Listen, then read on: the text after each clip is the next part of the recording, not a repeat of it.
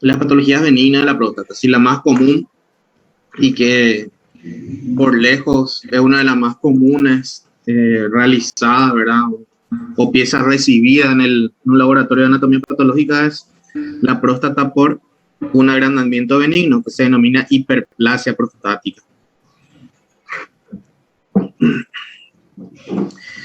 Cuando la próstata se... Voy a poner mi puntero. Cuando la próstata se aumenta de tamaño, entonces adquiere un aspecto nodular. Vamos a ver aquí, como en este caso, formación de pequeños nódulos macroscópicamente.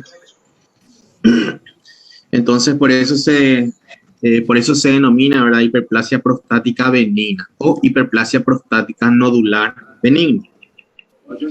Benigno ya sería una redundancia, ¿verdad? Pero nunca está de más resaltar que es una patología benigna, ¿sí? Principalmente la hiperplasia se ubica, se da aquí en esta zona, en la zona central, alrededor de lo que es el orificio de la uretra, ¿sí? Aquí en el centro suele circular la uretra, entonces la ubicación de la hiperplasia prostática suele ser en esa zona, en esta zona central, y allí va expandiéndose al resto del parénquima prostático.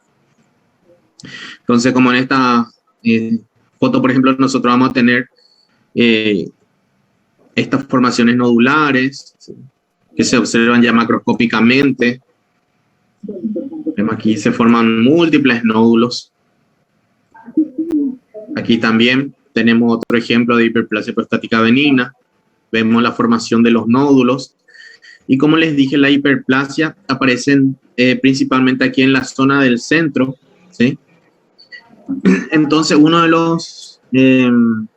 los síntomas que puede producir la hiperplasia prostática son los síntomas obstructivos urinarios. Como les dije, la uretra pasa aquí a través de este orificio, la uretra en su porción prostática. Entonces, cuando nosotros tenemos un agrandamiento con formación de estos nódulos, ¿verdad?, en la hiperplasia prostática, esto va a comprimir aquí, va a comprimir el pasaje de esta uretra. Entonces van a iniciar los síntomas obstructivos. Ya la micción de la persona, del hombre, no va a tener la misma fuerza, el mismo caudal, sino que va a ser una micción en forma de goteo. Pueden presentarse ya las infecciones urinarias, ¿sí?, el tenesmo vesical, ¿verdad?, que es la sensación de querer orinar, ¿verdad?, constantemente. Entonces empiezan a aparecer los síntomas obstructivos. Cuando la hiperplasia prostática es muy crónica, entonces la vejiga, esto es pared vesical. Me olvidé de grabar, voy a grabar ahora. Recording in progress. Entonces, cuando la hiperplasia prostática es muy crónica, la pared de la vejiga empieza a hipertrofiar sus fibras musculares y se van a observar estas fibras, ¿sí?, hipertrofiadas, ¿sí?, como fibras más gruesas. Entonces, a eso se denomina vejiga de lucha, ¿verdad? Porque la vejiga, a raíz de esa obstrucción que se presenta en la porción prostática de la uretra, debe como realizar mayor esfuerzo, debe contraerse con mayor fuerza para poder vaciar la vejiga. Entonces, en esos casos tenemos estas hipertrofias, ¿verdad?, de los fascículos musculares, y se denomina vejiga de lucha. Y todo esto predispone a la infección. ¿Por qué la infección? Porque hay un estancamiento de lo que es la orina, hay estancamiento de orina. Entonces, generalmente siempre en la orina hay microorganismos, ¿verdad?, que son naturales, ¿verdad?, que no producen infección porque constantemente la orina se va saliendo, ¿verdad?, del organismo. Entonces no pueden llegar a proliferar. Pero si ocurre un cuadro obstructivo como la hiperplasia prostática o la formación de cálculos en el uréter, en la vejiga, entonces sí puede haber un estancamiento de la orina y pueden proliferar esos microorganismos, ¿sí? Entonces puede dar los casos de infección urinaria. También se puede dar hidronefrosis, ¿sí?, cuando hay dilatación del uréter, hidruréter, ¿verdad?, que es la dilatación del uréter por acumulación de la orina que no está pudiendo salir de la vejiga porque hay una obstrucción. a nivel prostático, ¿sí? Entonces esas complicaciones son muy comunes en los pacientes con hiperplasia prostática. Se da generalmente en pacientes mayores, ¿verdad? Mayores de 50 años. La próstata en esos casos pesan unos 60 o 100 gramos. Hay hiperplasia en dos porciones de la próstata. Hay hiperplasia del estroma y hay hiperplasia de las células epiteliales, ¿sí? De las glándulas prostáticas. Entonces tenemos hiperplasia del estroma e hiperplasia de las células epiteliales. Por eso, cuando nosotros habíamos dado cambios adaptativos, ¿verdad? Yo le había comentado de que en realidad había había hiperplasia, ¿verdad? De las células epiteliales, y también había hipertrofia de lo que es el estroma, el músculo estromal, digamos, de la próstata. En cuanto a la zona, la porción interna, que se denomina zona de transición, es la que produce la compresión de la uretra. Y esa compresión es la que produce los cuadros obstructivos, que son característicos de la hiperplasia prostática, ¿sí? Habrán escuchado ustedes que los pacientes prostáticos tienen problemas para orinar, ¿verdad? Tienen problemas de micción. Algunos refieren como que se trancan, ¿verdad? Que no pueden orinar normalmente, correctamente. Entonces, todos esos síntomas son debidos a estos cuadros obstructivos. La dihidrotestosterona, ¿verdad? Es la que actúa como un estimulante para la producción de factores de crecimiento. Entonces, eso es lo que produce la hiperplasia, tanto del estroma como también de las células epiteliales de la glándula prostática. La dihidrotestosterona es como un derivado de la testosterona, pero es más potente porque se disocia en forma lenta, ¿sí? Entonces sería el culpable hormonal de toda esta alteración. La próstata en estos casos adquiere un color gris pálido y los nódulos en realidad no tienen una cápsula verdadera, o sea que no son nódulos, por ejemplo, como los nódulos tiroideos, ¿verdad? Que tienen cápsula. No, en este caso no son encapsulados, solo son tejido prostático hipertrofiado, ¿verdad? Que digamos que resalta, que adquiere un aspecto nodular, pero no están envueltos por una cápsula. Microscópicamente vamos a tener dilatación glandular. ¿Por qué? Porque dijimos que teníamos hiperplasia de las células epiteliales, ¿sí? Y también vamos a tener proliferación fibrosa o del músculo que está en el estroma, ¿sí? Porque el estroma no solo está compuesto por músculo liso, sino también está compuesto por colágeno, ¿sí? Entonces vamos a tener proliferación tanto de colágeno como de fibras musculares lisas. Por lo tanto, tenemos hiperplasia del estroma e hiperplasia de las células epiteliales. Las punciones con aguja fina. PAF significa punción aspirativa con aguja fina. La PAF, por ejemplo, es muy útil para estudios de tiroides, ¿sí? Se utiliza mucho en punción de tiroides, en punción de ganglios linfáticos, en punciones de mama, ¿verdad? En punciones de tumores, para evaluar si hay o no células malignas. En este caso, en la próstata, no sirve para el diagnóstico de hiperplasia prostática. ¿Por qué? Porque nosotros para el diagnóstico de hiperplasia prostática debemos de observar las alteraciones que existen en la próstata. Debemos observar la hiperplasia de las glándulas y también debemos observar la hiperplasia del estroma. Entonces no es útil una punción aspirativa con aguja fina, porque en esa punción solo nosotros vamos a poder observar células sueltas, no vamos a poder observar tejido. También tienen que tener en cuenta que la hiperplasia prostática benigna no es una lesión premaligna. Eso quiere decir que no por el hecho de que una persona, un hombre mayor, tenga hiperplasia prostática, esa persona ya tiene un mayor riesgo de padecer cáncer de próstata. No están relacionados, ¿sí? Los cambios histológicos que están asociados a la hiperplasia prostática benigna son focos de metaplasia escamosa, por ejemplo, que nosotros podemos observar normalmente, y áreas pequeñas de infarto, ¿sí? Debido a que hay un aumento del tejido entonces pueden haber zonas que se ven menos irrigadas y por lo tanto pueden sufrir infartos. Los cambios secundarios que vamos a observar en la hiperplasia prostática son compresión de la uretra, ¿verdad? Dijimos que al formarse los nódulos, esos nódulos pueden comprimir la uretra en su porción prostática y entonces causar los síntomas urinarios, ¿sí?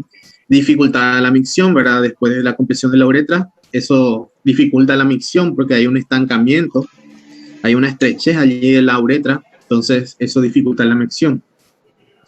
Por ende, también hay retención de orina, hay hipertrofia vesical, como dijimos, está la vejiga de lucha, ¿sí? Que es la hipertrofia vesical, cistitis, que sería infección de la vejiga, infección urinaria en la vejiga, porque hay un estancamiento, polaquiuria, nicturia y disuria. Disuria es dificultad de la micción, ¿sí? Dolor cuando hay micción.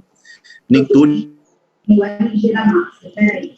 es el hecho, ¿verdad?, de orinar de noche, levantarse de noche y orinar, y polaquiuria es orinar varias veces en cantidad, ¿sí?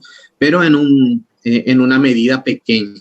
Entonces, orinar varias veces en forma, digamos, pequeña, en cantidad pequeña.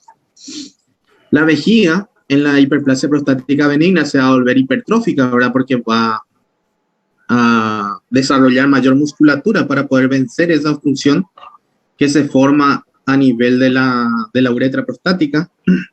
Van a aparecer las trabeculaciones que son estas fibras aquí. Todas esas trabeculaciones van a empezar a aparecer y se pueden formar divertículos. Los divertículos son como pequeñas herniaciones. Eso debido a que hay un gran aumento de presión en la vejiga, ¿sí? Entonces lo que se suele, aquí vemos por ejemplo, esta es una vejiga, esta es la próstata por debajo de la vejiga, esta es la uretra aquí prostática, por aquí corre la uretra prostática. Entonces todas estas son fasciculaciones de la vejiga, ¿sí? Están hipertrofiadas debido a que esta vejiga debe hacer un sobreesfuerzo para poder hacer pasar la orina aquí a través de esta zona estrecha. Lo que se suele hacer en los casos de hiperplasia prostática benigna, cuando la hiperplasia no es muy severa y estamos seguros, ¿verdad?, de que es un cambio benigno, de que no es un carcinoma, entonces se suele hacer lo que se llama RT, resección transuretral de la próstata. Voy a silenciar. Listo. Entonces se suele hacer el RTUP, que es resección transuretral de la próstata, ¿verdad? Se mete un pequeño aparato aquí a través de la uretra y se va excavando aquí y se van sacando pequeños fragmentos de próstata. Todo esto es tejido prostático que se va sacando de forma a desobstruir la próstata, ¿sí?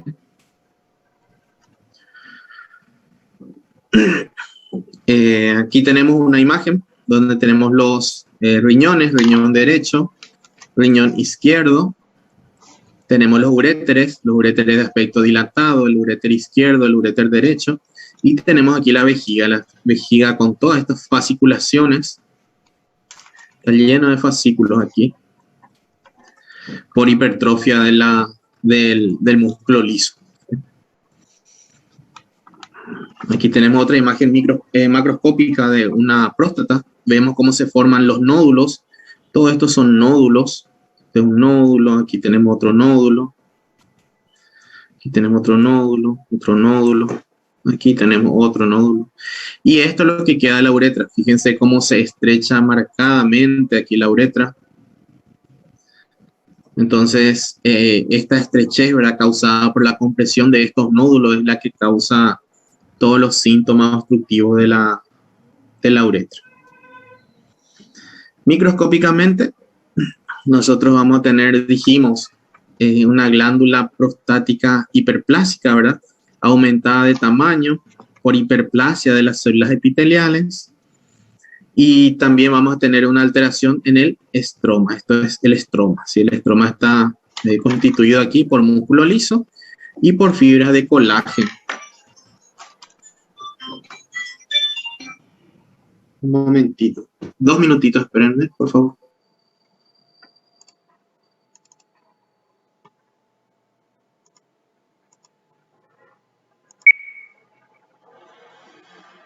diciendo que en la hiperplasia prostática entonces lo que vamos a ver y va a ser más llamativo es el agrandamiento de estas glándulas. Estas glándulas van a aumentar de tamaño porque van a aumentar el número de las células epiteliales que revisten estas glándulas. Aquí vemos otra imagen. Vemos glándulas normales, de tamaño normal como estas, y vemos otras glándulas ya un poco más aumentadas de tamaño, ¿verdad? Como estas. Entonces, vamos a ir observando cómo se observa normalmente dos capas de células, ¿verdad? Las células internas que van a tener un aspecto cilíndrico, una forma cilíndrica, y las más externas que van a ser cúbicas, ¿sí?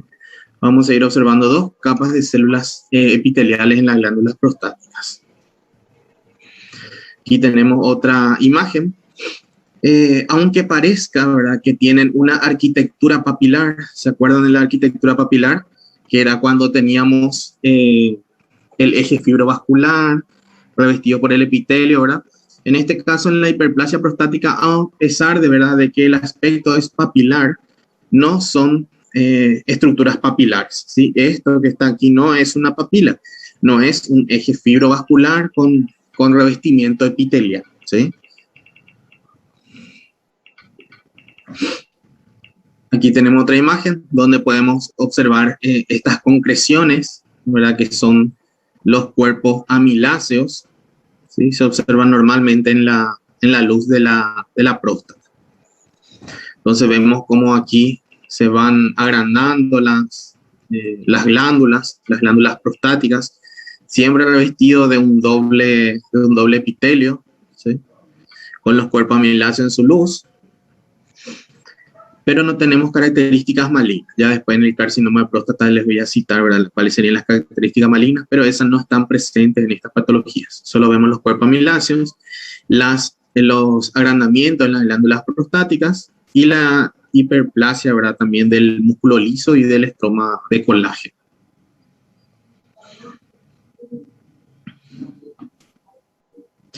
Aquí tenemos más imágenes. Vemos cómo las glándulas prostáticas se aumentan de tamaño porque aumenta el número de células epiteliales. También vemos aquí los cuerpos amiláceos. Estos son los cuerpos amiláceos.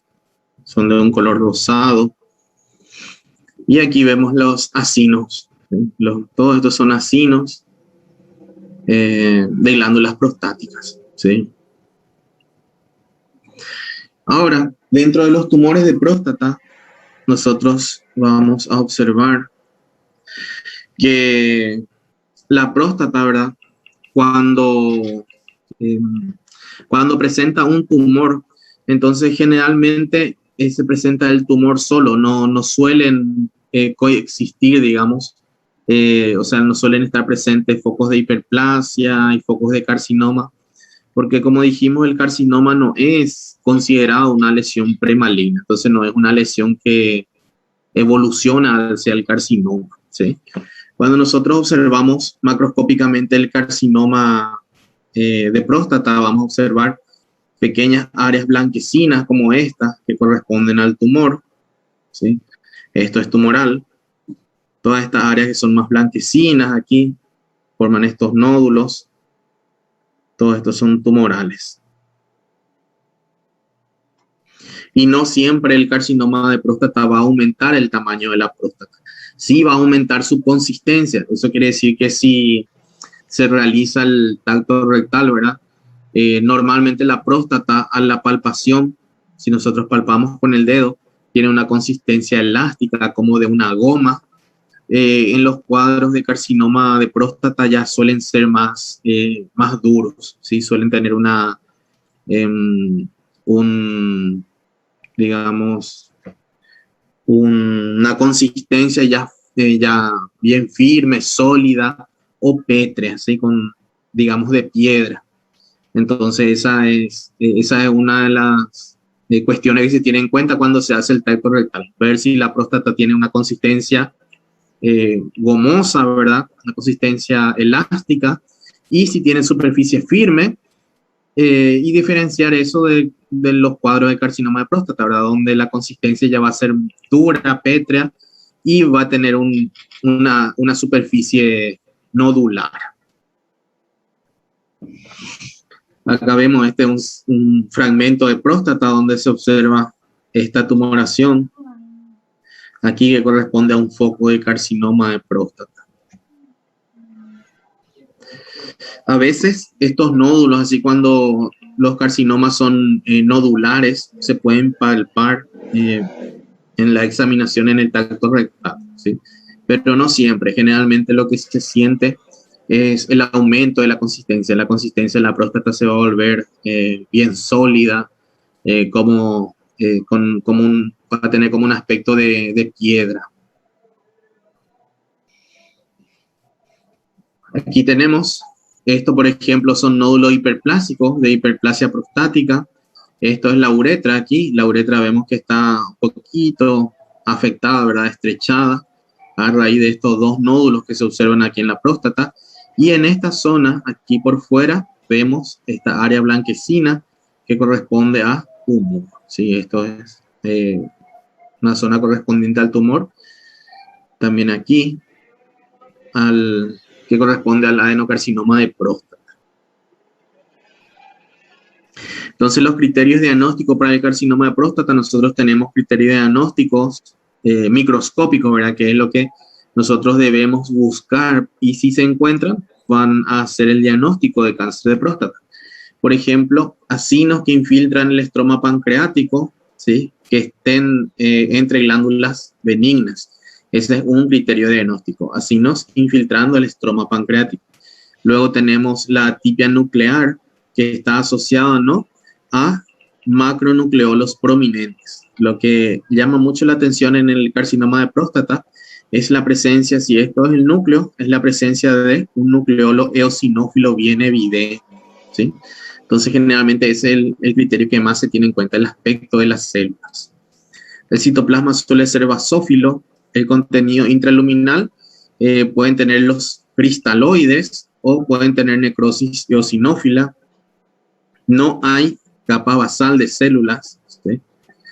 Y se suelen observar también invasión perineural. Entonces, cuando a veces el adenocarcinoma de próstata es muy bien diferenciado, cuesta un poco hacer el diagnóstico, pero allí esta invasión perineural, por ejemplo, nos puede ayudar bastante para el diagnóstico. La invasión perineural, después los cristaloides, ¿sí? Esos pueden hacer la diferencia.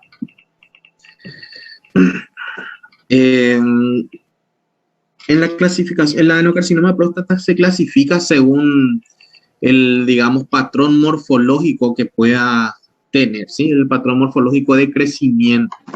Algunos están mejor diferenciados, forman glándulas, ¿verdad? Por eso se dice que están mejor diferenciados. Y otros simplemente ya no forman glándulas, son células sueltas o células que forman pequeños cordones, no forman más glándulas. Entonces se dice que esos son un poco menos, son menos diferenciados, ¿verdad? Y son de mayor grado. Se utiliza una escala que se llama escala de Gleason. Yo les voy a mostrar, ¿verdad?, qué se tiene en cuenta para la escala de Gleason, pero básicamente se tiene en cuenta la forma de las glándulas, si forma glándula y la forma, ¿sí?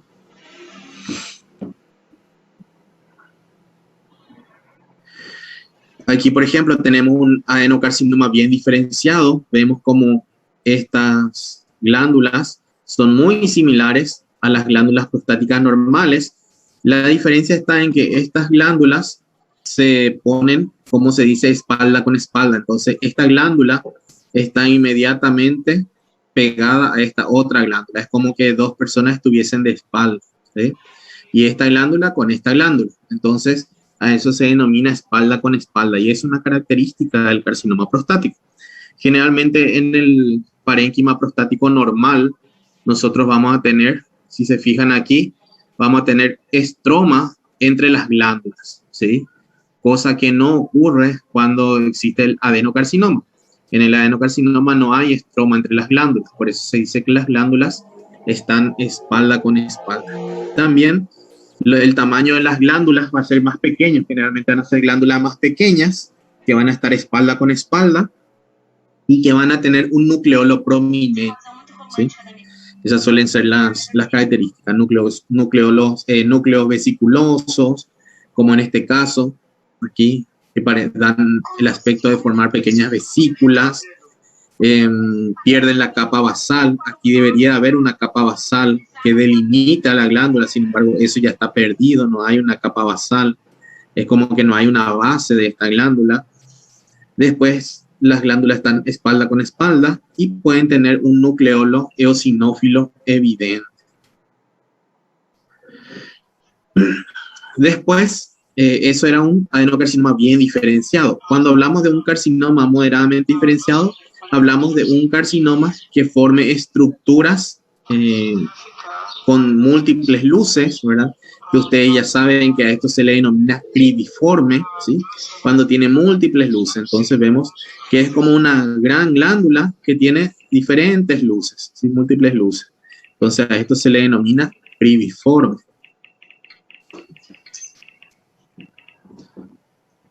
Entonces aquí tenemos una estructura cribiforme, aquí tenemos otra, aquí otra, aquí otra, aquí otra, otra, otra. Tenemos múltiples estructuras cribiformes.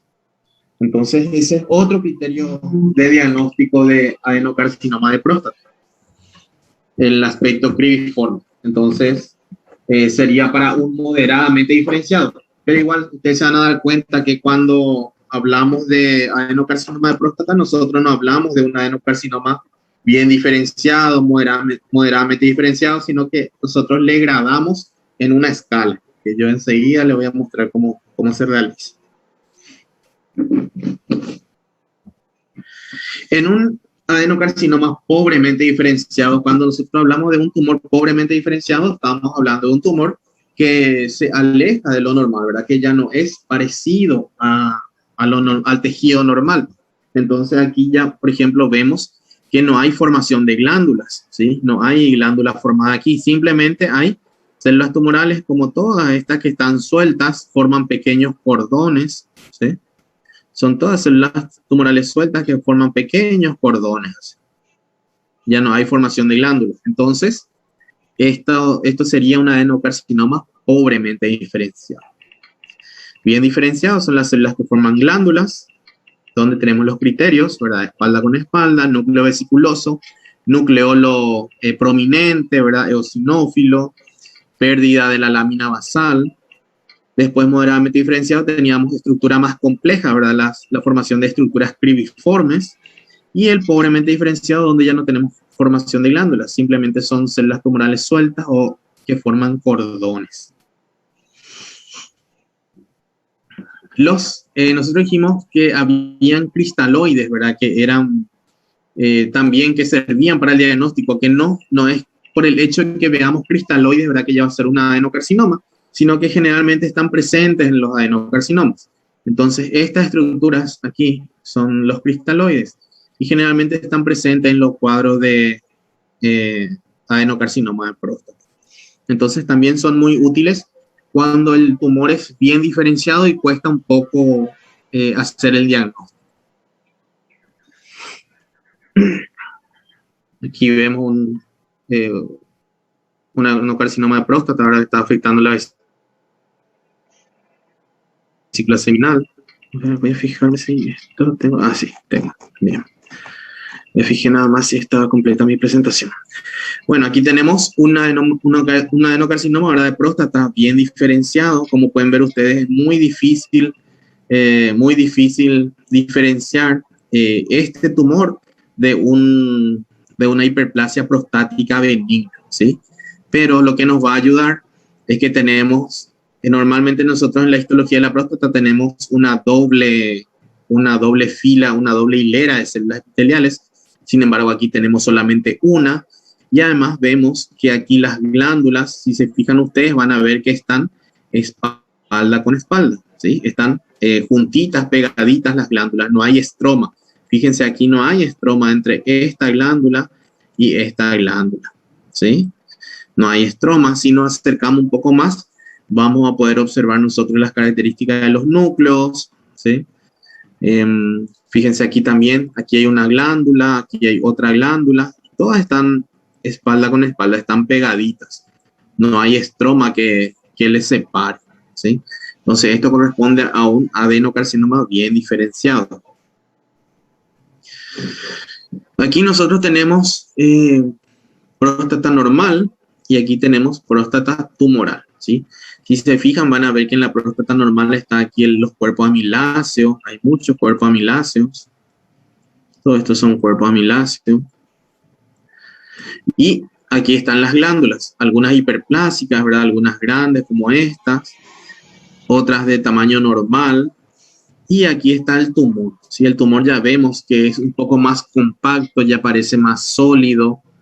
Si nos acercamos vamos a ver que todas las glándulas ya no tienen estroma entre una y otra, ¿verdad? Se encuentran espalda con espalda. Fíjense aquí tenemos formación de glándulas, pero estas glándulas, digamos que no son distinguibles. Si vemos pequeños espacios, pero no podemos distinguir las glándulas y no podemos ver estroma que esté separando estas glándulas, ¿sí? Vemos pequeñas luces, pero no se pueden distinguir bien las glándulas. Entonces esto corresponde a un adenocarcinoma moderadamente diferenciado. Y si nos acercamos más, vamos a ver que, como en este caso, aquí presentan nucleolos prominentes. Voy a encerrar aquí, a ver. Aquí nucleolos prominentes. Todas estas células presentan nucleolos bien prominentes. Entonces me voy a acercar y ahí van a ver cómo en el centro se observan los nucleolos bien prominentes, ¿sí? Y aquí tenemos otro ejemplo de adenocarcinoma. Fíjense que en esta parte, aquí a la izquierda, da la impresión de que las glándulas están un poco más normales, ¿verdad? Con estroma entre ellos. Sin embargo, en toda esta mitad derecha, ya las glándulas se vuelven más complejas, ¿sí? Ya se vuelven más complejas y si nos acercamos vamos a ver que existen todos los cambios microscópicos característicos de la adenocarcinoma de próstata. Esto aquí es necrosis eosinófila. Aquí vemos otro ejemplo. Si se fijan en esta célula van a ver que esto es el núcleo y aquí está su nucleolo prominente, ¿sí? Normalmente no se debería denotar este nucleolo aquí bien prominente. Aquí hay otra célula, fíjense, con su nucleolo aquí en el centro, un nucleolo bien prominente. También aquí esta célula con su nucleolo aquí. Aquí otra célula, otro núcleo, ¿verdad? Con su nucleolo.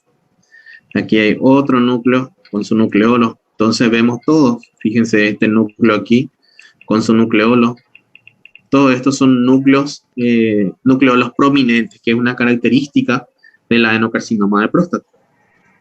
Aquí también vemos cómo los núcleos presentan un gran nucleolo prominente.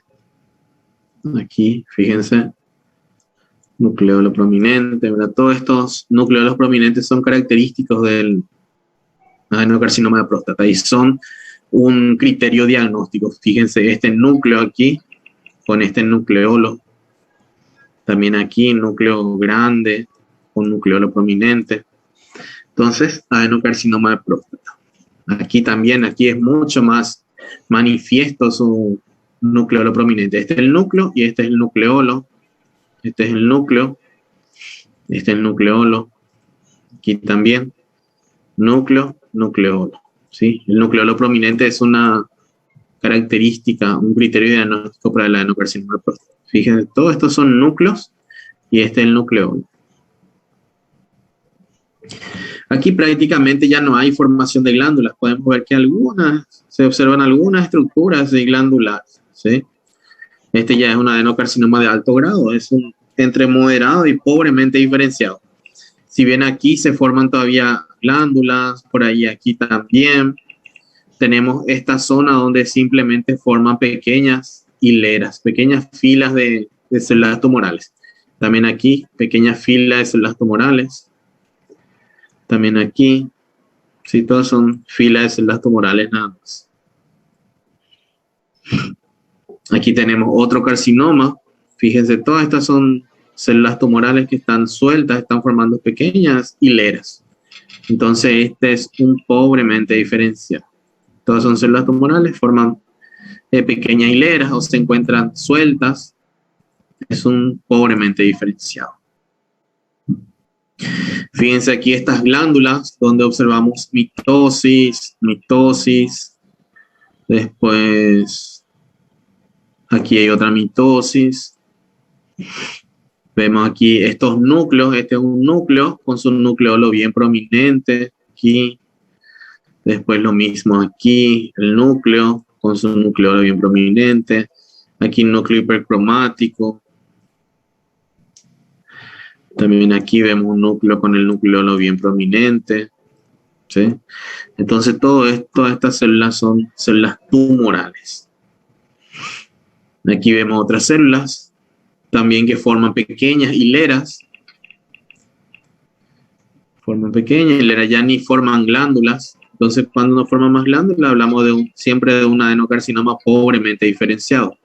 Pero como yo les digo, cuando se hace el diagnóstico de adenocarcinoma de próstata, nosotros no vamos a diagnosticar como un adenocarcinoma pobremente diferenciado, sino que vamos a utilizar una escala. Y ya no hay formación de glándulas. Esto es inmunohistoquímica, es inmunoperoxidasa nada más. Bueno, el score de Gleason es la escala que nosotros vamos a utilizar para gradar y para clasificar nuestro adenocarcinoma de próstata. Antes el score de Gleason era de esta forma, ¿sí? Ahora tenemos algo que se llama Gleason modificado, que es el que actualmente se está utilizando. Antes el patrón de Gleason 1, en el Gleason viejo, digamos, se daba cuando teníamos un nódulo bien circunscrito y las glándulas juntas. Entonces teníamos glándulas espalda con espalda, era como un nódulo, ¿verdad? Y era, digamos, un bien diferenciado. Entonces eso era un Gleason 1. El Gleason 2 era cuando había uniones laxas, entonces ya no era como un nódulo un nódulo bien íntegro, digamos, sino que había formación de glándulas complejas. A eso se le tenía como un Gleason 2. Después, un Gleason 3 ya es cuando había glándulas pequeñas, ¿verdad? Con un patrón infiltrante entre glándulas benignas. Estas son glándulas benignas.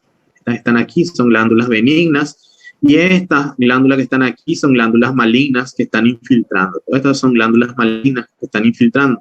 Entonces aquí teníamos un Gleason 3. Todas estas son glándulas malignas. Ya pueden ver ustedes que tiene un color más oscuro. Ese color más oscuro se da porque el núcleo es más hipercromático. Entonces todas estas son glándulas malignas que están infiltrando esta glándula benigna. El patrón de Gleason 4 se daba cuando había estructuras cribiformes, que como ustedes ya saben, es cuando se trata de grandes masas y de glándulas, ¿verdad? Con múltiples luces, ¿sí? Entonces esa era la estructura cribiforme, eso era un Gleason 4. Y un Gleason 5 era cuando teníamos necrosis. Esto es una glándula aquí alrededor y esto es necrosis. Entonces así hablábamos de un Gleason 5. Hoy en día eso ya se modificó y tenemos otra escala. Lo que nosotros vamos a hacer es puntuar, darle una puntuación del 1 al 5, ¿verdad? Según el patrón que tenga el tumor. Entonces nosotros le vamos a dar puntaje 1, 2, 3, 4 y 5. El 1 y 2 prácticamente no se tienen en cuenta. Cuando son 1 y 2 se consideran normales o con pequeña alteración, entonces no se tienen en cuenta.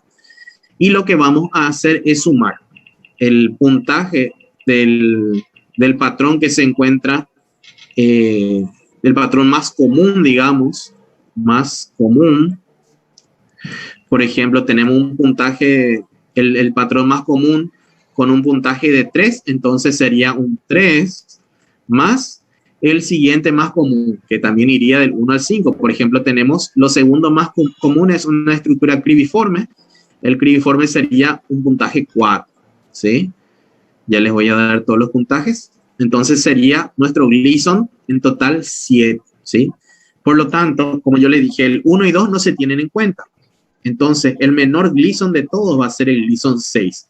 Y el mayor va a ser 5 más 5, 10. Entonces, nuestro Gleason, a fines prácticos, iría del 6 al 10, ¿sí?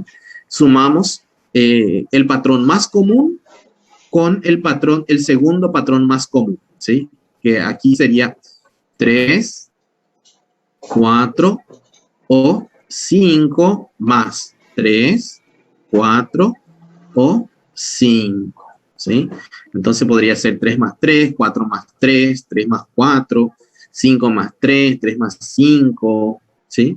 O 4 más 3, 4 más 4, ya hay un montón de posibilidades.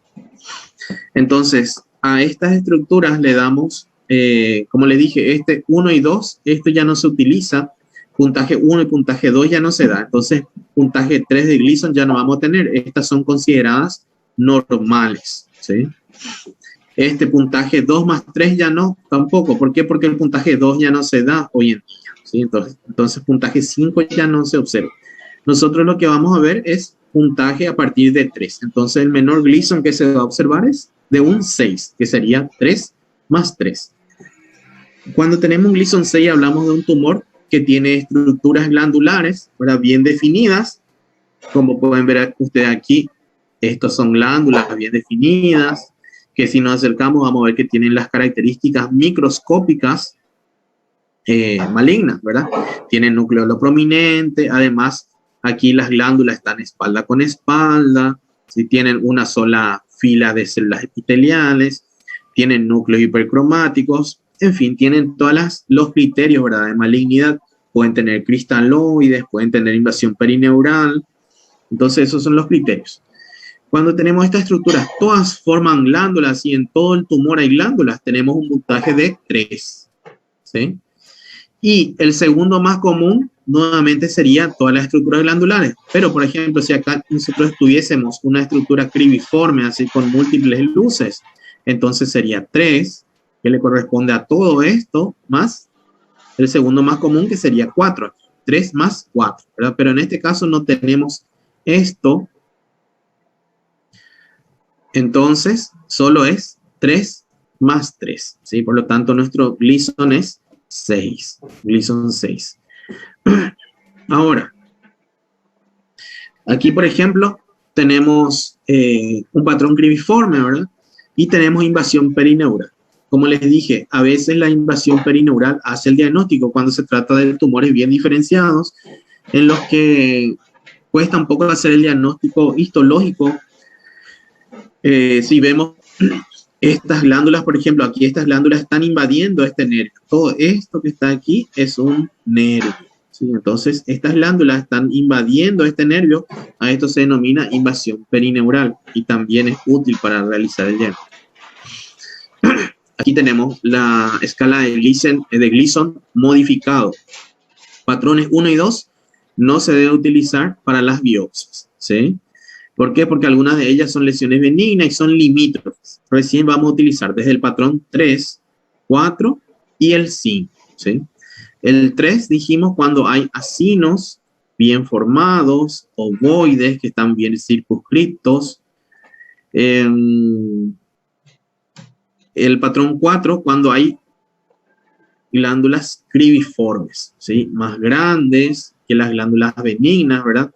O hay microacinos mal formados, glándulas fusionadas, citoplasma claro. Y el patrón 5 es cuando no forman glándulas. Entonces, en el patrón 5 nosotros vamos a observar solamente células sueltas. Vamos a observar células sueltas o vamos a observar células tumorales que forman una pequeña fila, así, ¿sí? Una pequeña fila, como en este caso, ¿sí? Células que no forman una glándula, pero que forman así una pequeña hilera. Entonces, esto corresponde al patrón 5. Y luego sumamos el patrón más común, que es ya sea 3, 4 o 5, junto con el segundo más común. Eso es lo que se hace en la escala de Gleason, ¿sí? Entonces, todas las glándulas, ¿verdad?, cribiformes se toman como un patrón 4, ¿verdad? Patrón 3 sería puntuación 3 más 3 igual a 6, ¿verdad? Estos son apropiados para la vigilancia activa, ¿verdad? ¿Para qué sirve todo esto?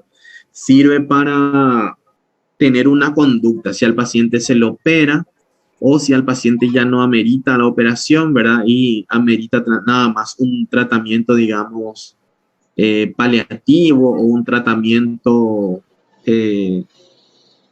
no quirúrgico, ¿verdad? Entonces, grado 1 y 2, esto ya no tenemos en cuenta. Recién entramos, perdón, estos son los grados, no son puntajes.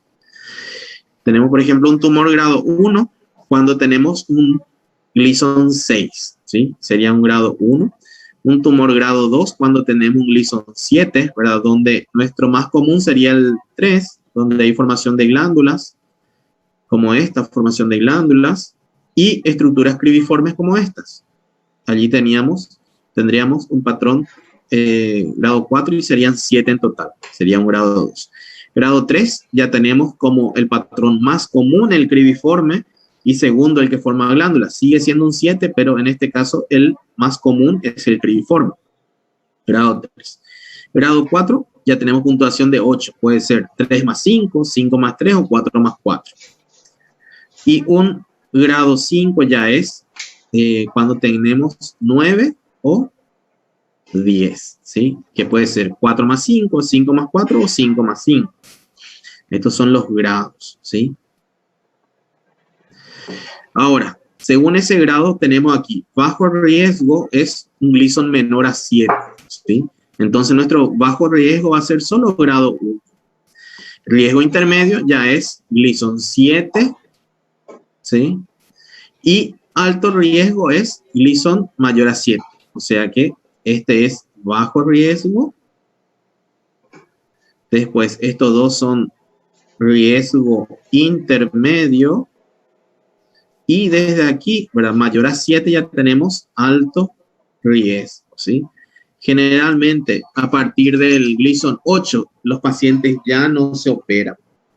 Entonces, los cirujanos en esos casos ya no tienen el tratamiento quirúrgico, la prostatectomía como primera opción terapéutica, ¿sí? Se hace simplemente, se evalúa si hay metástasis, se evalúa la posibilidad de una castración quirúrgica, ¿verdad? La castración quirúrgica consiste en sacarle los testículos, ¿verdad? Se le saca ambos testículos. ¿Por qué? Porque dijimos que el cáncer de próstata, ¿verdad? Está muy asociado a las hormonas, ¿sí? A las hormonas masculinas. Entonces se le sacan los testículos, se le hace castración y se le hace quimioterapia.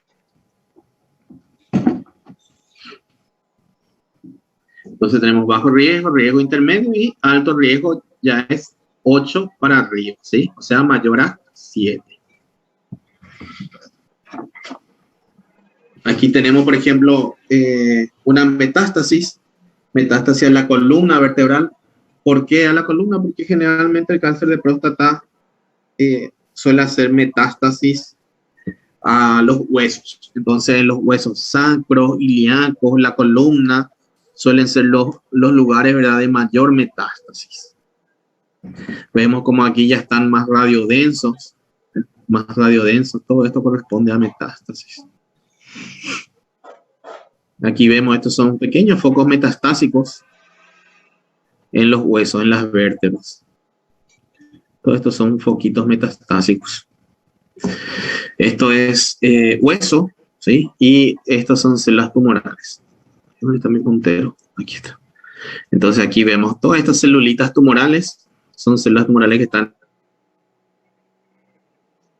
aquí en el hueso. Esto es hueso, los huesos, y estas son las células tumorales, ¿sí? Están presentes y están haciendo metástasis ósea. Bueno, ¿tienen alguna consulta, chicos?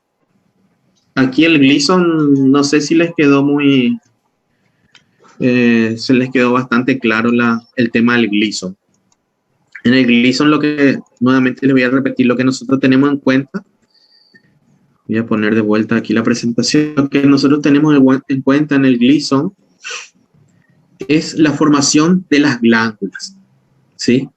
Dijimos que el Gleason, el puntaje iba del 1 al 5, ¿sí? Pero, entonces teníamos que sumar la estructura más común y le damos un puntaje, ¿verdad? Más la segunda estructura más común y le damos un puntaje, ¿sí? Pero, ¿qué pasa? Que nosotros, lo que es Gleason de puntaje 1, 2, ya no tenemos en cuenta, ¿sí? Entonces, recién tenemos a partir de 3 Puntaje de 3 al 5. Le damos el puntaje de 3 cuando forman bien las glándulas, ¿sí? Y si todo el tumor tiene glándulas, entonces sería 3, que es el tipo más común, ¿verdad? Más 3 de vuelta, ¿verdad? Que el segundo tipo más común sigue siendo la formación de glándulas. Si aquí nosotros tuviésemos células sueltas, ¿verdad? Que sería un 5, Gleason 5, entonces sería 3 más 5, ¿sí? Y si nosotros tuviésemos aquí un tumor donde la mayoría son células sueltas y en esta partecita forman glándulas, entonces no sería 3 más 5, sería 5 más 3. Igual sería un 8, pero con 5 en primer lugar porque es el más común, ¿sí? Ahora, si esto tuviese estructuras cribiformes, entonces las estructuras cribiformes son puntaje 4. Sería 3, ¿verdad? Ya que 3 hay mucho, en el que hay mayor cantidad, y 4 en segundo lugar, 3 más 4, ¿sí? De allí es que nosotros tenemos estos grados. Grado 1, cuando es 3 más 3. Grado 2, cuando es 3 más 4, queda 7. Grado Doutor, 3, cuando es 4 más 3. Sí, ¿alguien habló? não tem nem imagem do que o senhor está mostrando aí. No, no está mostrando. Não. No, doctor. Voy a ver. Creo que sí, yo salí, voy a compartirlo nuevamente. Aquí. ¿Ven? Ahora sí, doctor. Ah, ok. Entonces les estaba diciendo que aquí, ¿verdad? Que si tenemos estas estructuras glandulares, ¿verdad? Estos corresponden a un Gleason 3, ¿sí? Cuando tenemos a un puntaje 3, no Gleason 3, puntaje 3. Cuando nosotros tenemos estructuras cribiformes, corresponden a un puntaje 4, y cuando tenemos células aisladas que no forman glándulas o que forman así hileras de células, entonces son puntaje 5, ¿verdad? Y lo que hacemos es sumar.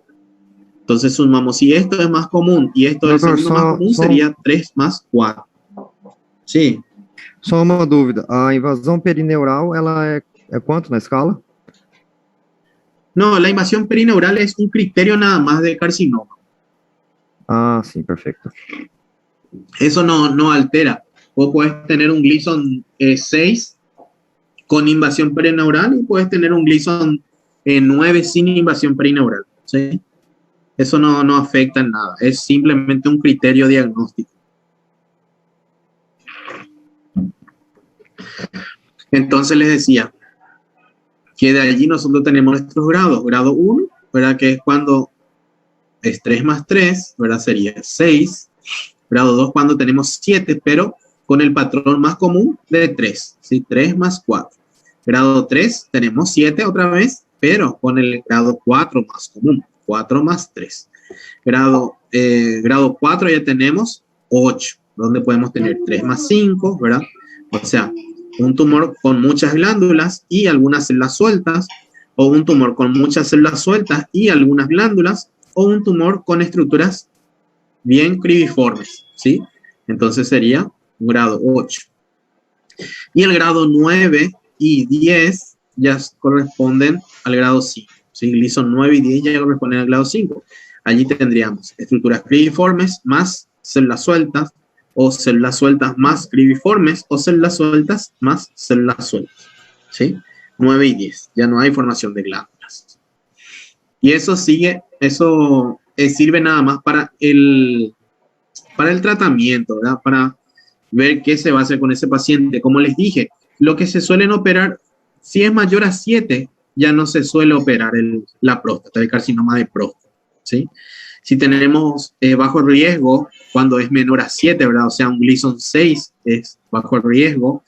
Si tenemos un Gleason 7 es riesgo intermedio. Y si tenemos más de 7, o sea, 8, 9 o 10, ya es de alto riesgo. Estos ya no se operan, ¿sí? Generalmente hasta estos suelen operar los cirujanos. ¿Entienden?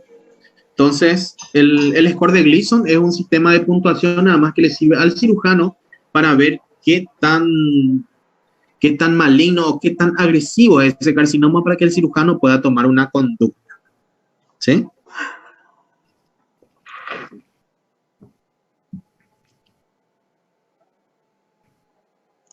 ¿Entendieron?